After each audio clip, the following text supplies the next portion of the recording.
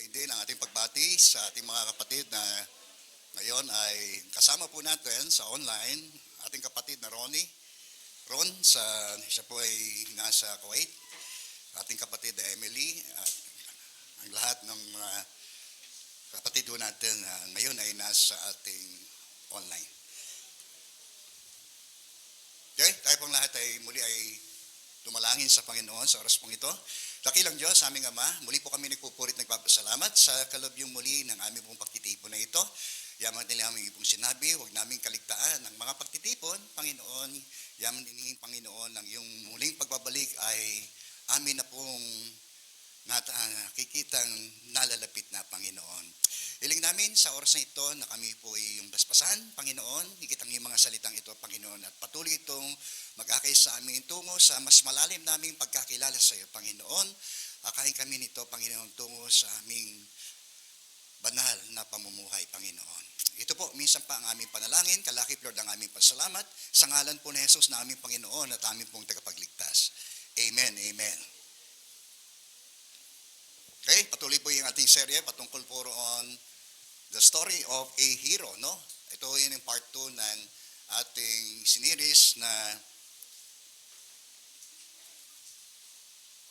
okay? So ngayon ay ating pinamagatang itong from pit to pinnacle. Sabi nga po natin, from pit to pinnacle. So ganun man ang pronunciation po, no? So mula sa hukay tungo sa tagumpay, no? Hinirahin ko na lang po. So ang ating bayani pa rin na tinlakay sa nakaraan walang dili iba kundi po si Joseph, no? At siya naman po ay talagang naroon ho sa talaan ng mga taong mayroon ho pananampalataya doon po sa Hebrews chapter 11. At nakita natin na sumentro itong istoryang ito doon sa kanyang sambahayan at sa buong emparyo po ng Ehipto. Si Joseph, no, ay nakilala natin bilang isang mabuting anak, no?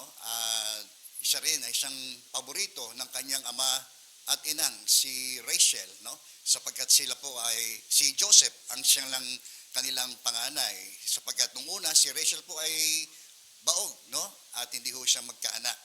At lagi ho siyang tinutuya marahil ng kanyang kapatid na si Leah, sapagkat ito ang unang naanakan ni Jacob.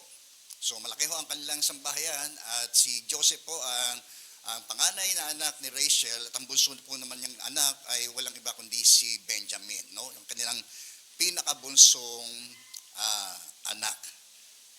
Okay? At dahil doon sa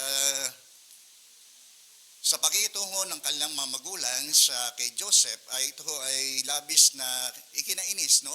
Kaya nga po si Joseph ay kinamuhian ng kanya pong mga kapatid dahil si Joseph ang paboritong anak ni Jacob at ni Rachel. Okay? So, gayon pa man, no, ay hinayaan ni Joseph na mangyayari yon sa kanyang buhay, lalo na sa pagmamalupit na kanya pong dinanas sa kanya pong mga kapatid, no? At tumupuroon sa layuning ito, makita natin, isa rin sa matutunan natin sa buhay ni Joseph, si Joseph ay naging masunurin ng anak. Joseph was obedient to his parents. Amen. So sinabi ng lalaki, sabi rito sa verse 17 ng chapter 37, umalis sila sa dinig sa ko'y sa Dotan pupunta. Sumunod si Jose at natagpuan niya roon ang kanyang mga kapatid. Si Jacob ay minsan inutusan po ito si Joseph na puntahan ng kanyang mga kapatid na nagpapastol ng kanila pong mga kawan, no? At nang nangyari ay sumunod ito pong si Joseph at ang layo po mula doon sa kanila tahanan hanggang doon sa lugar na pinapupuntahan sa kanya ng kanyang ama ay 12 milya. Tutusin ay napakalayo po noon, no? Para ito'y kanyang puntahan. Pero dahil siya ay isang masunuring anak sa kanyang magulang, no, ay kahit anong hirap ng biyahe ay pumunta ho si Joseph doon sa lugar. At matapos po siyang mapunta roon ay natagpuan naman po niya roon na wala ho yun ang kanyang mga kapatid. No? Pwede naman bumalik si Joseph na sabihin sa kanyang ama na pabaya itong kanilang mga kapatid. Subalit gaya na pa rin ng kanyang nais na sundin ng kanyang dahil nga siya inutusan ito na napuntahan at tingnan kung ano yung kalagayan ng kanyang mga kapatid doon sa kanilang pastulan, ay kanya pa rin pinuntahan. Patungo ito doon sa Dotan na kung saan itinuro ng lalaki na kanyang napagtanungan kung nasaan yung kanyang mga kapatid. Kaya ang mangyari ay another 12 miles, 12 milya, muli ay siya po ay naglakbay upang matagpuan niya ang kanyang mga kapatid dito sa Dotan. Isipin po niyo yun? So ano ang tutulak doon sa kahit anong hirap marahil ng kanyang pagdaraanan ay sumunod pa rin ito pong si Joseph. Amen? So tayo mga anak, huwag tayong maging pasaway sa ating mga magulang. Di ba? Gaya rin yung sinasabi sa Epeso, kabanatang 1, hanggang talatang 4. Sabi nito, mga anak, sundin ninyo ang inyong mga magulang, alang-alang sa Panginoon. So, yun ang magiging batayan natin bilang isang mananampalatayang anak. Sa ating mga magulang, ang magiging batayan natin ng ating pagsunod sa ating mga magulang ay dahil sa Panginoon. Amen? So, yun ang ating magiging motivation kung bakit tayo higit na sumusunod. Hindi lang bilang sa natural na tayo po'y masunurin sa ating mga magulang, kundi tayo bilang mga Kristiyano, ay meron na tayong ganung uri ng motivasyon, bagong motivasyon kung bakit tayo sumusunod sa atin ng mga magulang. Okay? Bilang paggalang, unang-una sa Diyos at gayon din sa atin ng mga magulang. Sapagkat sabi rito, ito ang nararapat. At igalang mo ang iyong ama at ina, ito ang unang utos na may kalakip na pangako. Ano po yun? Magiging maganda at mahaba ang iyong buhay dito sa lupa. Purihin po ang Panginoon. Amen. Alam niyo si Joseph ay nabuhay siya ng 100 Gs. Kung babasahin natin yung huling bahagi nito pong aklat ng Genesis na ito sa chapter 50, si Joseph po ay nabuhay ng 100 Gs. Okay? Amen. Ang buhay. So, ay yung secret of long life din. Sa ating mga anak ay mahalaga na hindi lang natin igalang ating mga ama't ina, kundi sundin natin ang kanilang mga inuutos sa atin. Amen po ba mga anak? Huwag ko tayong pasaway. Ano po? So, pangalawa na makikita ho natin dito, si Joseph ay naging kalugod-lugod sa Diyos kahit dumaan siya doon sa masamang sirkumstansya ng kanyang buhay. Alam natin, nung matapos si Joseph ay matagpuan niya ang kanyang mga kapatid doon sa lugar ng Dotan, ay may mga masamang inisip at intensyon ng kanyang mga kapatid sa kanya. Kaya siya ay pinagtangkaang paslangin ng kanyang mga kapatid na ito, bagamat yung panganay na anak na si Ruben ay labag sa kanyang kalooban ang kanyang iniisip ng kanyang mga nakababata pang mga kapatid kay Joseph. Subalit, sa pagnanais niya na mailigtas si Joseph, ay ganoon pa rin, na siya'y balikan nito sapagkat intensyonan na si Joseph ay maibalik niya sa kanyang ama. Ito pong si Ruben, ang kanyang panganay na kapatid. Subalit, gaya nga ng mga nangyari, masama kay Joseph, ay siya'y, itinapon doon sa balon. Upang doon ay marahil, iniisip nila, ilibing na lang ng buhay. Ito pong si Joseph. Marahil, sumagi rin sa isipan nila yon. Okay? Subalit, nung may nangangahas na magsabi na huwag na lang natin patayin, dugo naman natin siya kadugo naman natin siya, kapatid din natin siya. So mabuti pa, nagkataon ba na yung may mga Ismailita o grupo ng mga mangangalakal na dumaraan po roon at napag-isipan nila na ibenta na lamang ito pong si Jose. Di ba? So papasok pa rin dito yung kasalanan ng pag-ibig sa salapi. Di po ba? Alam niyo, kapag mas minahal natin ang salapi kaysa sa ating mga mahal sa buhay, talagang magkakaroon talaga tayo ng problema. Okay? Ang maibigin sa salapi, wala akong pinipili yan. Kahit yay kanyang mga kaanak o Di ba? Misa man, naluloloko sa atin, mismo ating mga kaanak. Tama ba yun? Marami mga experiences sa kayong ganon. Okay? Amen po? Yan. Yan no ang problema kapag mas inibig natin ang ating ang salapi kaysa sa ating mga relasyon, tiyak na magkakaroon po talaga tayo ng problema. So pinagkwartahan na lang lamang nila si Joseph kaysa ito ay kanilang paslangin para tila parang lesser evil na yung kanilang ginawa kay Jose. Pero evil pa rin. Amen. Okay? So gayon pa man, alam natin, no, ito ay gawa pa rin ang kapangyarihang kamay ng Diyos sa buhay ni Joseph. Kung bakit man na-spare yun, hindi dahil doon sa no, ang Diyos pa rin ang nakapagbabago ng isip at binabalak ng tao. Amen po. Masama man yan, ay kayang baguhin ng Diyos ang pag-iisip ng tao. Gayon mo siya makapangyarihan. Amen. Okay? So, ang nangyari, nung si Joseph po ay matungo rito sa Egypt, ay siya naman ay ibinenta ng mga Ismaelita doon po kay Potiphar. Kaya siya po ay, ngayon ay dati malaya, ngayon siya po ay ibinenta bilang isang alipin. Bagay na marahil hindi naman niya pinangarap sa kanyang buhay na masasadlak siya sa ganung uri ng buhay bilang isang alipin. Nakakalungkot? Amen. Siyempre, kung sa atin na mangyari yun, malulungkot tayo. Di ba? Malayo ka lang sa lugar na iyong pong nakasanayan.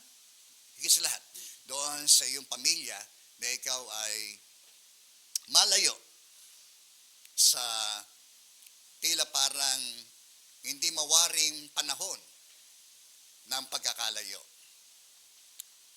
So siya po ay 17 anyos po noon mga panahon ito, kaya si Joseph po ay nasa ganang kanyang pong kabataan, nasa kanyang kasibulan, nasa kanyang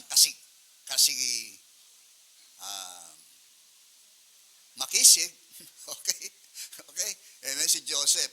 Kaya ang nangyari, kinahumalingan siya nung asawa ni Potiphar. Nandiyan pa po tayo? Yan. Marahil si Joseph ay isang tall, dark, and handsome. No? Na sino mang marahil ay babae ay mauhumaling dahil sa kanyang kariktan. No? Sabi roon, subalit no, si Joseph ay isang matuwid na tao, no? Kaya binigyan lugod niya ang Diyos, no? Sa kabila ng napaka hirap na tuksong dumating ho sa kanya, no? Marahil isa sa mga greatest temptation na dumating dito sa buhay ni Joseph. Okay? Amen. Pwede naman niyang isipin na malayo naman siya sa kanila. Amen po ba? Manong ito'y kanya ng pagbigyan. Pwede bang sumagi rin sa kanyang isip yon, yung tuksong dumating na ito? Itong sexual temptation na ito na dumating sa kanya? Pwede, di ba? Ay, ganyan ho ang demonyo no?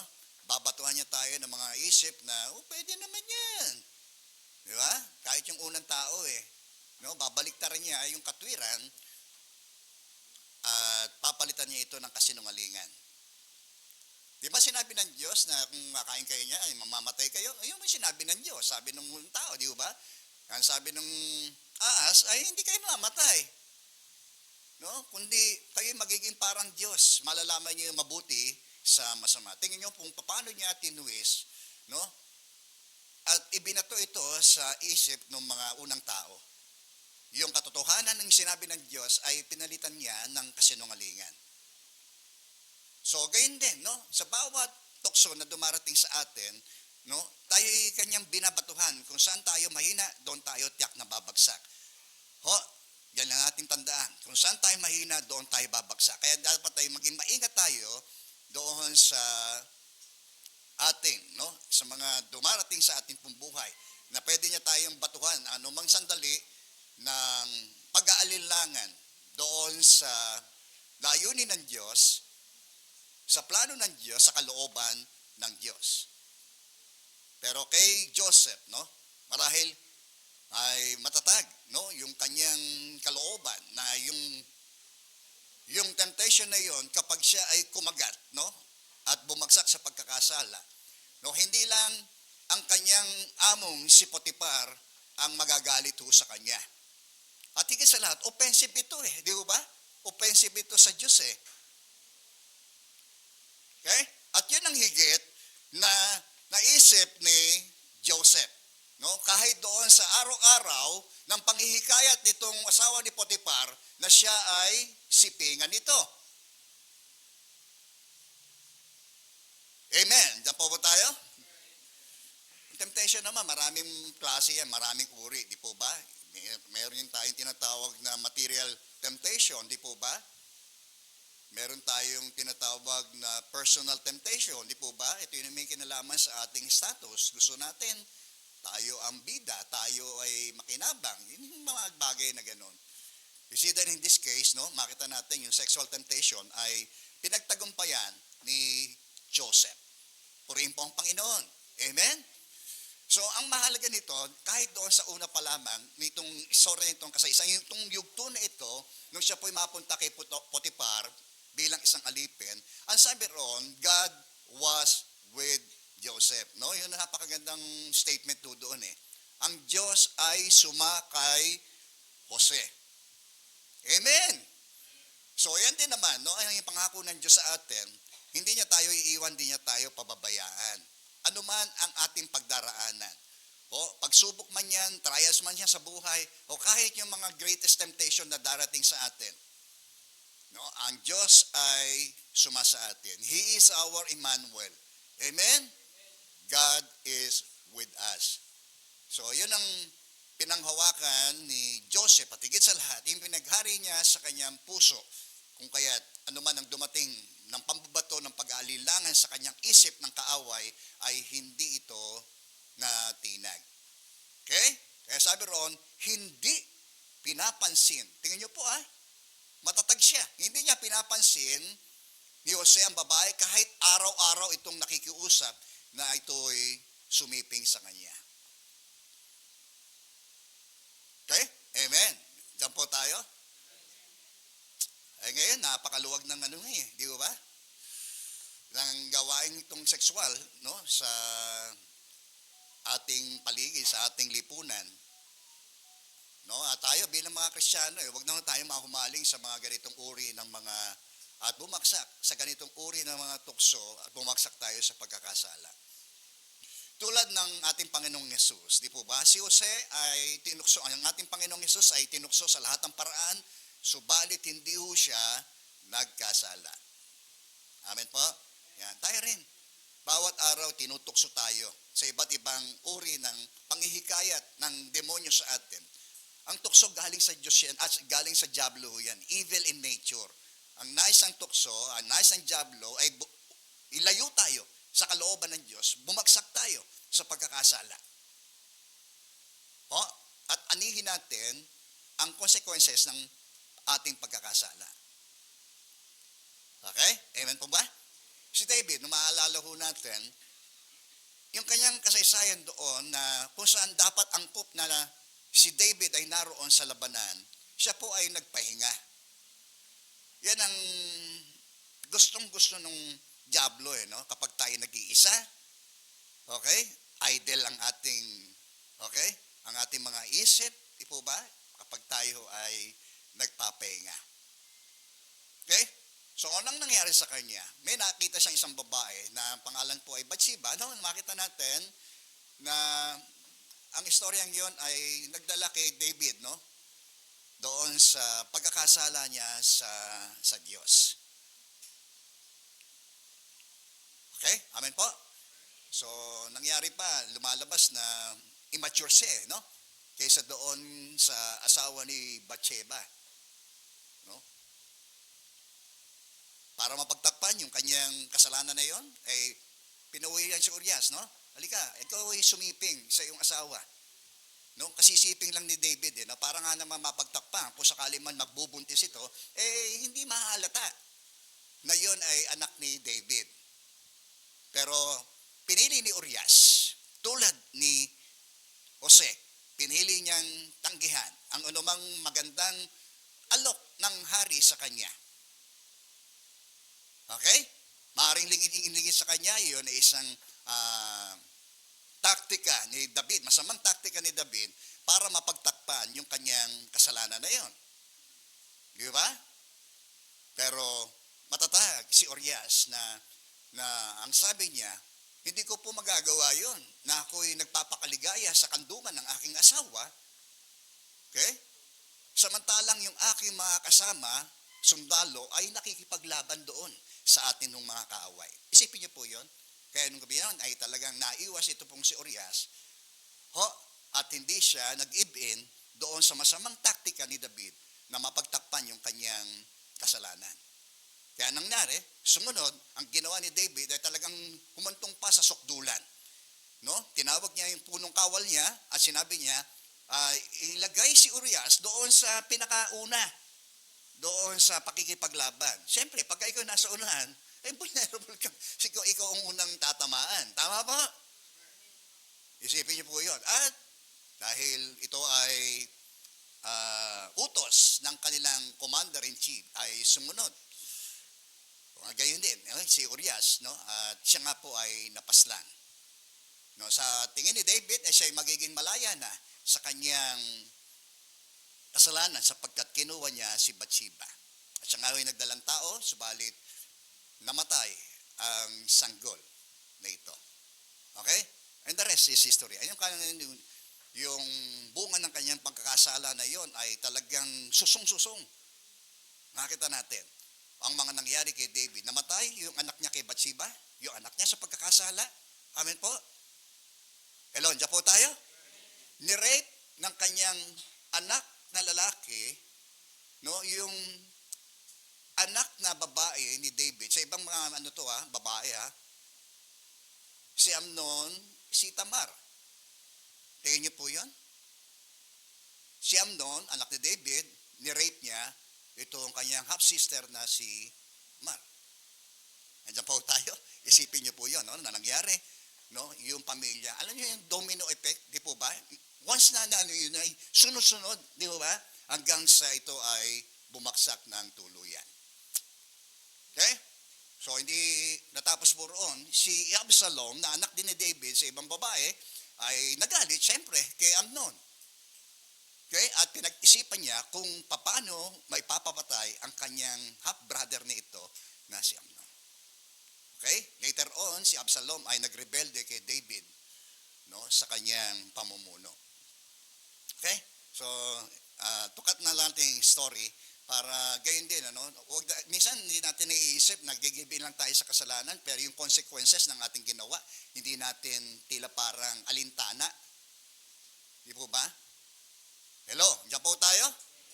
Yeah. So, ang kagandahan dito kay Joseph, no, talagang itinalaga niya ang kanyang sarili sa anumang maaring tuksong darating po sa kanya, no? Tulad ni Daniel, no? Nung siya'y hayinan ng mga pagkain na sa kalang hapag, kung ano yung nasa hapag ng hari na hinahain, hindi ng pagkain inihahain doon sa kanila. Bagaman sila alipin doon, pero sila ay well provided, no? Well fed, di po ba? Pinakakain silang.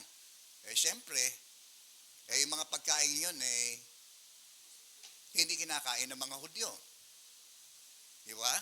May mga pagkain silang kinakain at may mga pagkain silang hindi kinakain. Okay? At para doon, yun ay isang uri ng paglapastangan sa Diyos. Okay? Pero sabi doon, itinalaga ni Daniel na wag man lamang tikman. Kaya nyo kahit tikman man lamang, kahit katakam-takam at kalasap-lasap yung mga pagkain inihandig sa kanya. Dahil alam niya, yon ay isang pagkakasala sa Diyos. Amin po ba? Huwag na tayong mag-attempt, okay? Kahit ito'y katakam-takam. Okay? Kahit lumalakas ang takbo ng ating laman para kumagat, kumain. Lagi natin, kung tayo nakatalaga sa ating isipan, ang Diyos. Amin po ba? At ang kanyang kalooban, tiyak na magtatagumpay ho tayo. Okay? Tulad ni Jose. No? Kahit daw po araw-araw ito'y nakikiusap na sumiping sa kanya, ay siya po ay nagpakatanggi-tanggi. Okay, mga lalaki, matuto tayong tumanggi. Di ba? Isang shot lang naman eh. Hindi ka naman malalasing dito. Di ba? Para ka namang di tunay na lalaki niyan eh. Di ba? Minsan eh, parang pinupubok tayo para patunayan ang tunay nating pagkalalaki. Eh, hindi naman doon nasusukat po yun. Amen po ba? Ano, mga kalalakihan? Okay. Okay, pangatlo, asihan natin. Sumunod. Okay, Joseph trusts God's guidance to direct his path for the future. No? Nagtiwala si Joseph sa pamutnubay ng Diyos na direktahan ng kanyang landas tungo doon sa kanyang kinabukasan. Okay? Ang sumunod na istorya, pagkatapos po noong attempt nito pong asawa ni Potiphar, ay binaliktad niya yung dahil tumanggi nga si Jose, di ba? Binaliktad niya ang pangyayari. Na sabi niya, sa kanyang asawa, na pinagtangkaan siya ni Jose, na siya ay rapin, di ba? Yun ang binaliktad niya eh. Siyempre, nagalit si Potiphar. Naniwala siya doon sa sinungaling niyang asawa eh. So, ang nangyari, nabilanggo si Joseph. Amen. So, ang kagandahan nito, si Joseph ay pinagkalooban ng Diyos ng kakayanan makapagpaliwanag ng mga panaginip. Purihin po ang Panginoon. So, katotohanan din, sa bawat isa po sa atin, binagkalooban tayo ng Diyos ng mga kaloob o kaloob. Amen po ba? Yun ang katotohanan. Sinasabi sa Ephesians chapter 4, verse 11, yung sinasabi ng bawat isa ay mga tumanggap ng mga kaloob. Meron tayong tinatawag na natural ability. Amen po ba? Tayo, may mga magagaling sa butintingan dito. May mga magagaling sa magluto.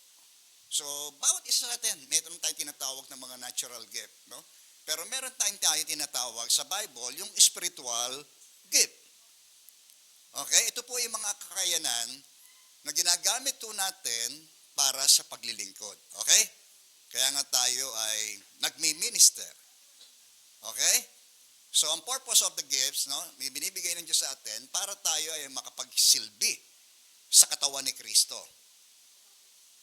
At higit sa lahat, the purpose of giving gifts ay to glorify the Lord. Okay?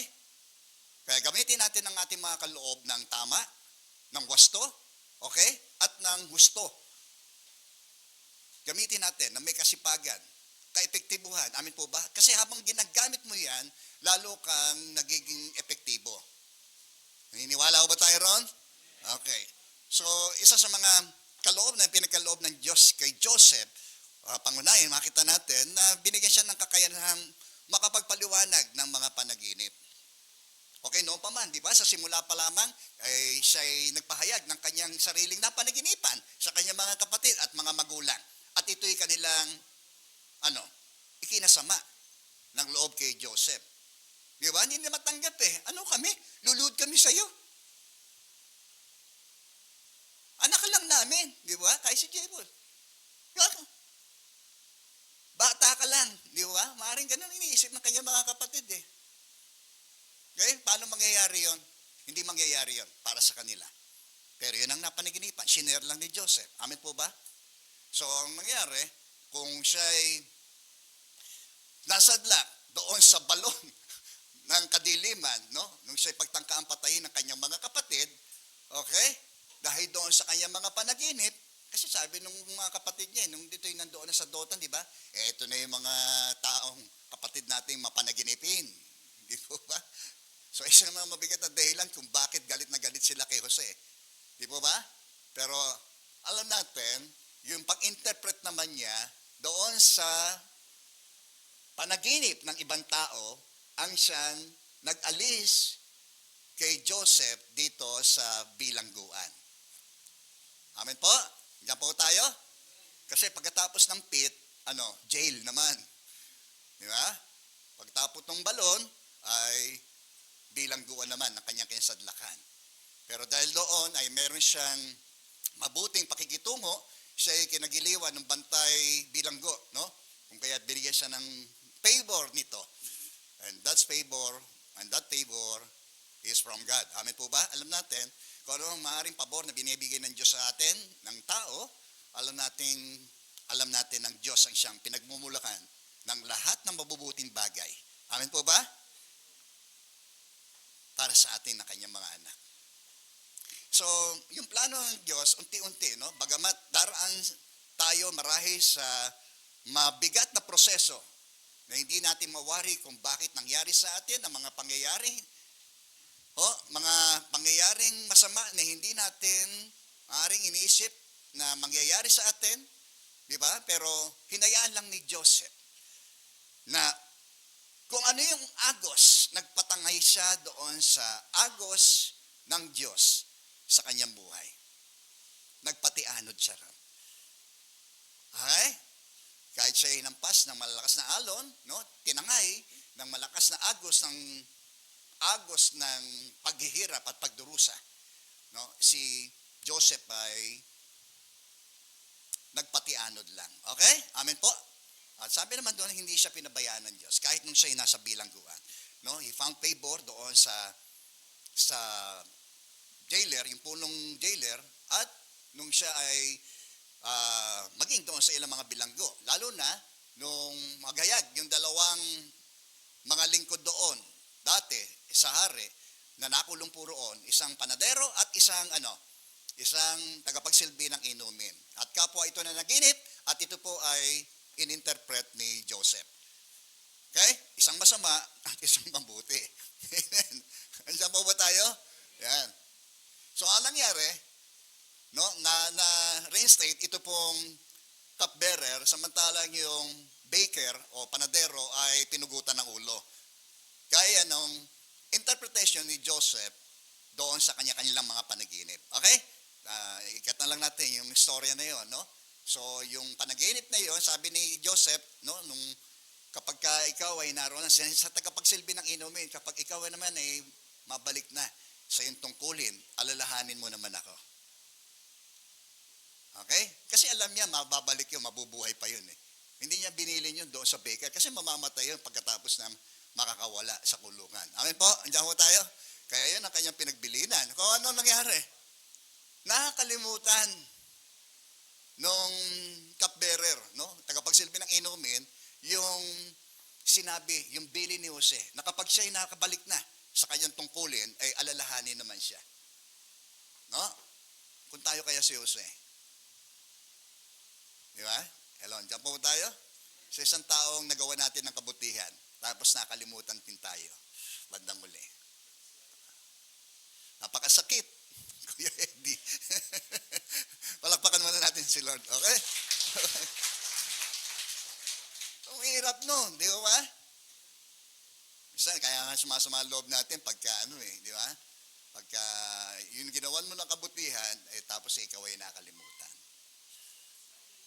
Di ba? Sa utang lang hindi yung utang mo, ginawa mo ng kabutihan, tapos nakalimutan ka.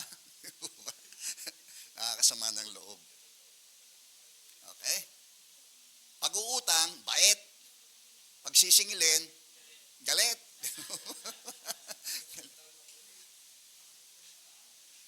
Okay? Amen po? So ngayon, yung hari naman, nagkataon lang ba? Hindi ho. Ang Diyos ang siyang nagtatakda, no, ng mga pangyayari ayon sa kanyang kapanahunan. Tingnan niyo po yun, pinagtiis pa si Joseph doon sa bilangguhan dahil nakalimutan niyang yung kanyang bilin doon sa cupbearer Di ba? Taon din ang lumipas, no?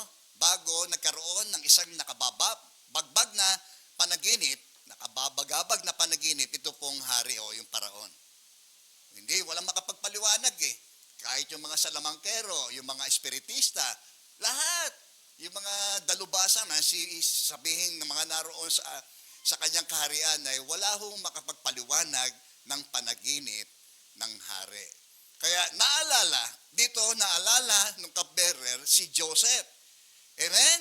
Yan nyo, sa panahon na yon, ay si Joseph ay inilabas ng bilangguan at inahayag ng hari yung kung ano ang kanya napanaginipan At gaya ng kanyang kakayanan na ito na magpaliwanag ng mga panaginip ay sinabi ni Joseph kung ano ang kahulugan ng kanyang panaginip. Na sa buong Ehipto, magkakaroon ng kasaganahan sa loob ng 7 taon. 7 years of bountiful, no, na kasaganahan doon sa buong nasasakupan. Lalo na sa buong Egypt na siyang pinakamakapangyarihang bansa noong mga panahon na yon. At kasunod noon, ang 7 taong kagutuman. Okay? Tagtuyot. Ibig sabihin, pag tagtuyot, talagang magugutom ang tao. Amin po ba?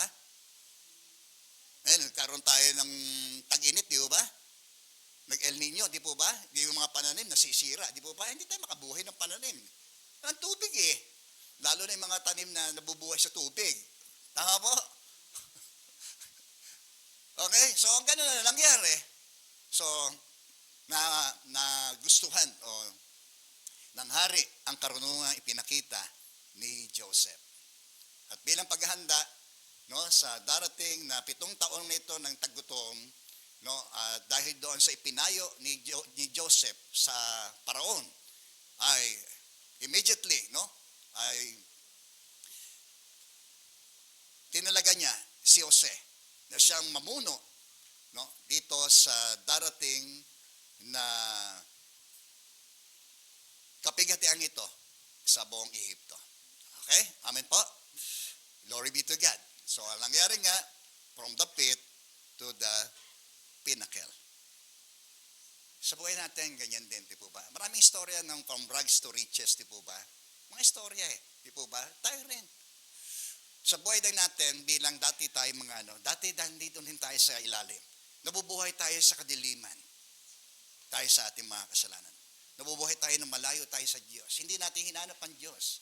Pinakita yan sa paraan, uri ng ating pamumuhay sa sanlibutan.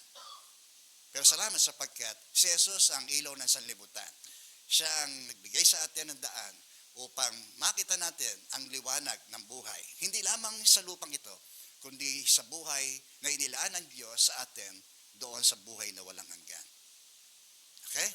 Kaya si Jesus, ang ilaw ng sanlibutan, ang sinuman sa kanya'y kasamang lumalakad ay hindi na lalakad sa kadiliman. Ang mga tao na nasa kadiliman, hindi nila makikita yung daan. No, pero yung nakikita sa liwanag, makikita ito, namumuhay sa liwanag, at makikita nila ang liwanag ng buhay. Amen po? Yan ang ating Panginoong Hesukristo.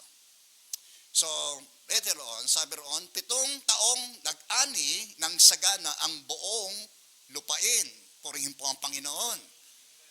Ang lahat ay magaganap ayon sa sinabi ng Diyos. Okay? Kaya, ano natin, no? May dahilan tayo para panghuwakan natin ang kanyang mga salita at mga pangako. Na kung ano yung sinabi niya, mawawala ang langit at ang lupa, ngunit ang salita ko ay hindi magkakabula. Tandaan po natin yun. 7 taon na mag-aani ng sagana ang buong lupain. Kaya inipon ni Jose ang lahat ng pagkain sa Ehipto at ikinamalig sa mga lungsod. Tingnan niyo po inistak niya ron sa loob ng 7 taon ng kasaganahan. Hindi naman masisira yun. Okay? Inipon niya ang bawat lungsod ng mga pagkain inani sa palibot nito. Tingnan niyo po bawat lungsod. May kanya-kanyang bodega, no, ng mga pagkain inani ng panahon ng kasaganahan upang dumating man yung panahon at taon ng kagutuman ay meron silang madudukot. Amen. Pag may sinuksok, may madudukot. Yung prinsipyo pa rin yun ay totoo. Okay, ang sumunod, kaya ang naipon niyang trigo ay sindami. Tingnan niyo po sindami ng buhangin sa dagat kahit hindi na tinatakal dahil sa dami. Tingnan niyo po yun, napakasagana nga bountiful. Okay? So, ang nangyari? Sige po, susunod. Okay, Joseph extended his forgiveness even after years of pain, no? So, ito na yung scenario na kung saan, kasi di nagkaroon nga ng taggutom. So, sa lahat ng mga bansa, no, naapektuhan ng taggutom na yon, pumupunta sa Egypt para bumili ng pagkain. Amen po? At kasama roon ang pamilya ni Jose. Okay, nandiyan po tayo? Mula sa Hebron, siya nagtungo ang kanyang mga kapatid nung una dito sa Egypt para pakipagsapalaran kung sila ay makakuha. Kasi may source doon, di po ba? Yun ang source eh. Doon sila pumupunta para makabili sila ng pagkain. Kaya nangyari, nung una hindi nila nakilala si Jose. Siyang tinuring na pangalawang taong pinakamakapangyarihan noong panahon na iyon. Bago ang paraon. Okay? Amen. So noong una, hindi na ma-recognize si Joseph eh. Nagbago na itsura eh. Biro mo 17 years nung mapalayo ito sa kanila. O, napakahabang taon na ito'y nahiwalay sa kanya. Isa pa, nagbago na itsura. Siyempre, mukha siyang Ehipsyo. Di ba? Ate, ang suot niya marahil ay isang Egyptian suit. Di po ba? Okay? Tandaan ang kanyang pagkakakilanlan kung sino siya.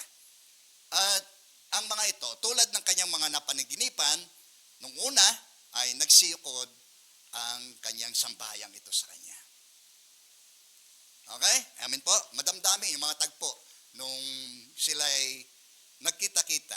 Nung una hindi siya nagpakilala hanggang sa nais niya na yung kanyang buong sambahayan mula sa kanyang mga magulang kay Jacob ay makarating doon sa Egypto sapagkat inihanda na ng Joseph. Naglaan si Joseph ng lugar doon para sa kanyang sambahayan. Purihin po ang Panginoon. Amen. At yung pagtatagpo na ito ng kanyang pagkakapatid, nung si Benjamin ay nakarating na roon, lahat ay nagpakilala siya sa kanyang mga kapatid. Amen. Diyan po tayo? Bago pa yun, nandoon pa si Jacob eh. No? Kaya sinabi niya, ako yung si Joseph. Lumapit kayo, sabi ni Jose. Lumapit nga sila at nagpatuloy siya sa pagsasalita. Ako nga si Jose, ng iyong kapatid na ipinagbili ninyo sa Ehipto. Okay, next. Okay, God holds everything in His sovereign will, no? Hawak tangan ng Diyos ang lahat ng pangyayari, amen po ba? Ang ating mga sitwasyon, no, sa kanyang makapangyarihang kalooban. Okay? Verse 5 ng chapter 45, ngunit, tingin nyo po ngunit huwag ninyong ikalungkot ang nangyari. Huwag ninyong sisihin ang inyong sarili. Di ba? Sa ginawa ninyo sa akin, ang Diyos, tingin niyo po ang Diyos ang nagpadala sa akin dito upang iligtas ang maraming buhay. The story of a hero. No? Kasaysayan ng isang naging bayani na typically, no, sa buhay ng ating Panginoong Jesucristo, na kung bakit din siya naparito upang iligtas ang mga makasalanan. Amen po ba? Sapagkat ang lahat ng tao ay nagkasala. Okay? Amen.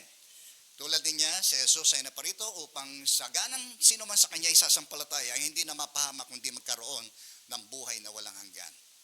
Ang Diyos, sabi, ang nagpadala sa kanya, kaya hindi naman. Siya ay sinugo ng kanyang ama.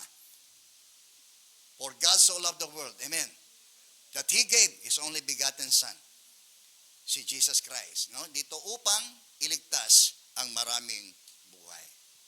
That whosoever believeth in Him shall not perish, but have everlasting life. Amen. Kung kay Joseph ay maaaring makalupa, amen po ba? Sa ma-preserve, mapanatili ang lahi nila. Kung bakit siya dinala ng Diyos doon sa lugar na yon, dahil ang Diyos ang siyang nagtatagak ng lahat ng mga pangyayari sa buhay. Lalo na ng buhay po nating kanyang mga anak. Sa lahat ng pangyayari nagaganap sa daigdig, Ecclesiastes chapter 3, ay ayon sa itinakda ng Diyos, may panahon ng pagsilang, may panahon ng kamatayan, may panahon ng pagtitipon, at may panahon ng paghiwalay. Tulad ni Joseph, nahiwalay siya sa kanyang pamilya. May mabuting dahilan. Ang lahat ng mga hindi magagandang mga pangyayari sa buhay natin, kanyang mga anak.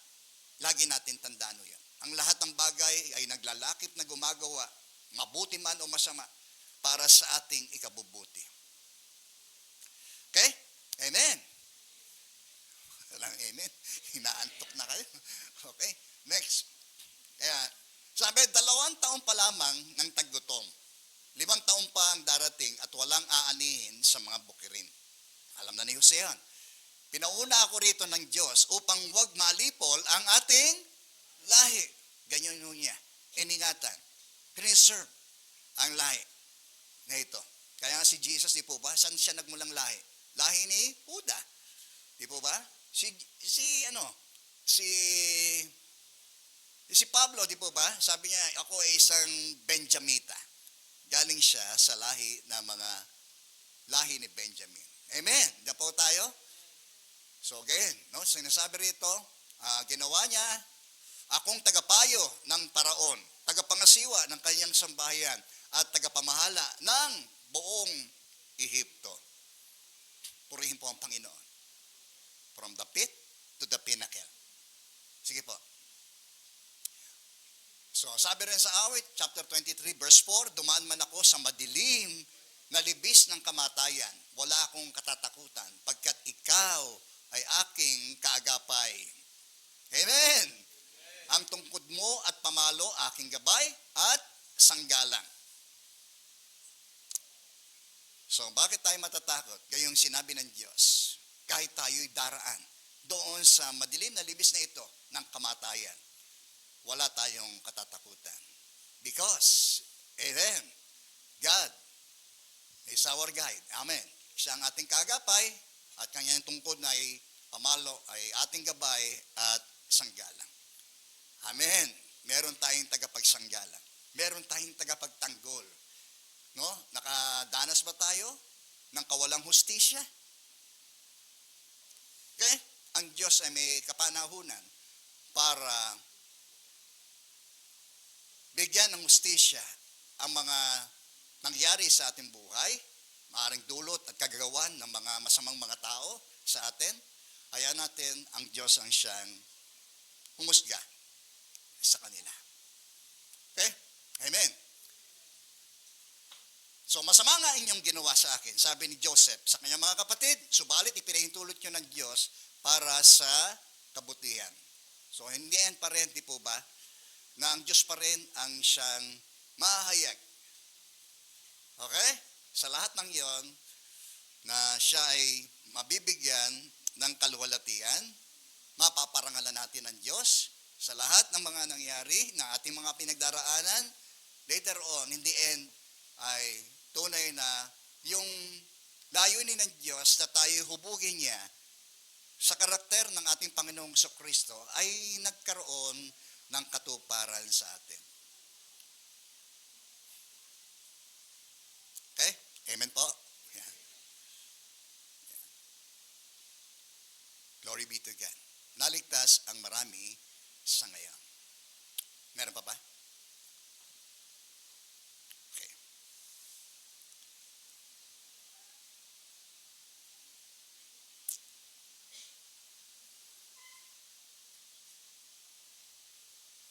Okay? Amen po? Yan. So, in the end pa rin, no? From the beginning to the end, makikita natin na ang makikita pa rin sa bandang simula ay ang Diyos mula doon sa mga takbo ng mga pangyayari hanggang sa dulo. Ang Diyos pa rin ang siyang mabibigyan ng karangalan, mabibigyan ng kaluwalhatian. At yan naman ang kanyang dahilan kung bakit niya tayo dinadala mula doon sa madilim, mula sa hukay, patungo doon sa tagumpay. Kaya in the end, pupurihin natin ang Panginoon. Amen po ba? Yan. Tayo po'y manalangin sa oras na ito. Dakilang Diyos, aming Ama, muli po kami nagpapasalamat sa iyong mga salitang ito, Panginoon. Bagamat sa kasaysayan, Panginoon, ay napakatagal nang nangyari sa buhay ng iyong lingkod na si Jose. Meron pa rin po itong sariwang mga mensahe at layunin para po sa aming mga buhay. Hindi man tulad ng kanyang mga naranasan, ang aming pong mga nararanasan, Panginoon. Bagamat maaring nakaka-relate din ang marami po sa amin sa kanyang mga masamang nangyayari sa kanyang buhay. Alam po namin, Panginoon, bilang iyon ding mga lingkod at mga anak, meron pa rin po kayong mabuting layunin po sa amin, Panginoon. Yan nawa, Panginoon, ang lagay sa aming mga isip, puso at kalooban, Panginoon, na kung saan kami man ay ngayon, sa kasalukuyan ay naroon sa madilim na balon ng aming pong karanasan, Panginoon. Alam namin, Panginoon, na darating ang liwanag ng umaga sa aming buhay, Panginoon. Sapagkat naasahan namin kung ano ang iyong mga sinabi at ay magaganap. Ano man, Panginoon, ang mangyari, Panginoon, ay kayo pa rin ang Diyos na gumagawa sa ikabubuti ng bawat isa po sa amin, Panginoon. Glory be to God. Kung kaibigan, sa mga oras na ito, kung di mo tiyak na ang iyong patutunguhan kapag kinuha ng Diyos ang iyong buhay, ito ang sandali upang samantalahin mo ang pagkakataong binibigay ng Diyos sa iyo. Si Jesus ay namatay alang-alang sa ating mga makasalanan. Sa gayon, tayo ay magkaroon ang pag-asa sa buhay na walang hanggan. Sapagkat yan ang kanya sinabi na ang sino man sa kanya isasampalataya ay pagkakalooban niya ng kapatawaran sa kanilang mga kasalanan at pagkakalooban ng buhay na walang hanggan. Kung yan ang nais mo ngayong umagang ito, bakit hindi ka manalangin sa iyong kinalalagyan at sabihin mo sa magitan ng iyong bibig ang mga panalangin ito na manggaling sa iyong puso, sabihin mo, Panginoong Jesus, lumalapit po ako sa iyo bilang isang makasalanan. Pinagsisisihan ko po ang lahat ng aking mga nagawang kasalanan sa aking mga inisip, sa aking mga sinalita, at aking pong mga ginawa, Panginoon. Patawarin mo po ako, Panginoon. Panginoong Jesus, sumasampalataya ako na ikaw ay namatay alang-alang sa aking mga kasalanan. Sumasampalataya rin ako, Panginoon, na ikaw ay muling nabuhay mula sa mga patay upang ako ay magkaroon ng pag-asa sa buhay na walang hanggan. Kinatanggap ko po yun, Panginoon. Ikaw sa aking puso bilang aking tagapagligtas at Panginoon ng aking buhay. At magmula ngayon, Panginoon, ang aking pong buhay na ito ay aking pong ibinibigay. Isinusuko po sa iyo, Panginoon. Baguhin mo ko, Panginoon. Palayain mo po ako, Panginoon. Pagalingin mo po ako, Panginoon. At gamitin po niyo ang aking buhay. Tulad ni Jose, Panginoon. Para sa iyong kaluwalhatian, ako po ay nagpapasalamat sa pangalan ni Jesus. Amen. Lord, sa oras na ito, patuloy namin pinagkakatiwala po sa iyo ang lahat po ng bagay. Di po kaming basbasan patuloy, Panginoon, sa oras na ito, sa pangalan po ni Jesus. Amen.